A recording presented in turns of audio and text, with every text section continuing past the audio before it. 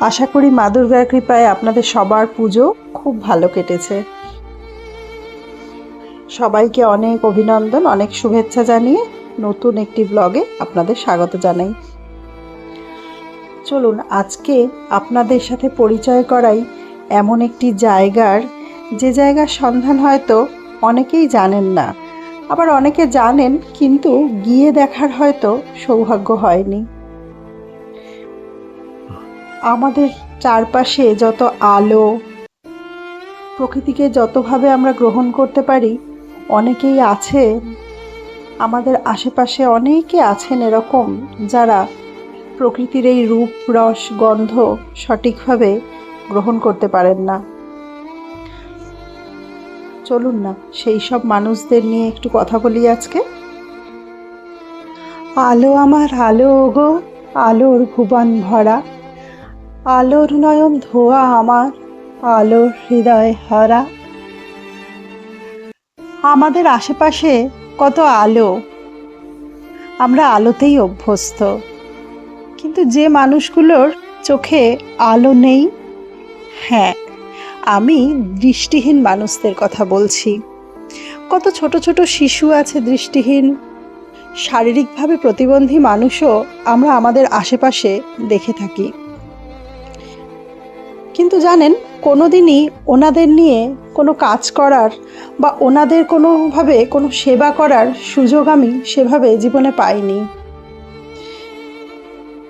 আজ এবছর অতি অপ্রত্যাশিতভাবেই এরকম একটা সুযোগ আমাকে এনে দিল আমাদেরই পাড়ার ক্লাব।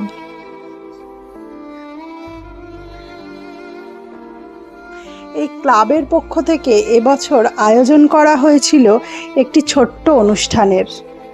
সেই অনুষ্ঠানে সামিল থাকতে পেরে আমি নিজেকে অত্যন্ত সৌভাগ্যবতী বলে মনে করছি। ভয়েস অফ ওয়ার্ল্ড নামটা হয়তো অনেকেই শুনেছেন, আবার অনেকেই হয়তো শোনেননি, বা কিছু মানুষ নিশ্চয়ই আছেন যারা নামটা শুনেছেন কিন্তু গিয়ে দেখার সৌভাগ্য হয়নি। এবছর দুর্গাপুজোয় আমার সৌভাগ্য হয়েছিল ভয়েস অফ ওয়ার্ল্ডের সদর দপ্তর কলকাতার অফিসে যাওয়ার।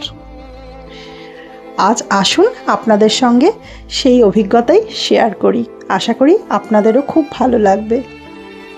এবছর দুর্গাপুজোর ষষ্ঠীর দিন আমাদের তরফ থেকে ভয়েস অফ ওয়ার্ল্ডের জন্য আয়োজন করা হয়েছিল দুপুরের মধ্যাহ্নভোজ। এখানে বাচ্চাদের কাছে সেই সামান্য খাবার তুলে দিতে পেরে বা পৌঁছে দিতে পেরে আমরা যে আনন্দ পেয়েছি বা যে অভিজ্ঞতা সঞ্চয় করেছি, তা বোধহয় সারা জীবন মনে থাকবে। ভয়েস অফ ওয়ার্ল্ড একটি এনজিও সংস্থা। 1992 সালে শ্রদ্ধেয়া গার্গী গুপ্তার তত্ত্বাবধানে এই সংস্থাটি তৈরি হয়। সমাজের অবহেলিত, অর্থাৎ যারা কিনা দৃষ্টিহীন বা শারীরিকভাবে অক্ষম বা প্রতিবন্ধী, তাদের নিয়ে এই সংস্থাটি কাজ করে চলে।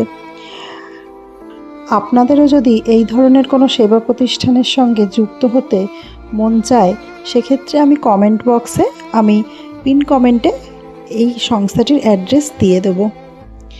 দেখবেন, আশা করি খুব ভালো লাগবে আপনাদেরও এখানে আসতে পারলে।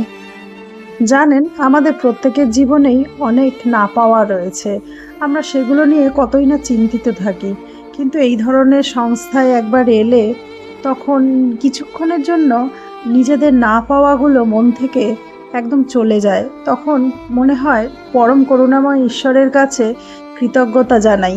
সত্যিই তো আমরা কত কি পেয়েছি জীবনে। শারীরিকভাবে সুস্থ, এটাই তো বোধহয় সবচেয়ে বড় আশীর্বাদ। সেই ঈশ্বরের প্রতি কৃতজ্ঞতা জানিয়েই আমার আজকের ব্লগটি আমি শেষ করব। আপনারাও ভালো থাকবেন, নিজেদের খেয়াল রাখবেন, আর চেষ্টা করবেন এই ধরনের মানুষের পাশে দাঁড়াতে। আর আমার পেজে থাকবেন, আমাকে ভালোবাসা দেবেন। Thank you.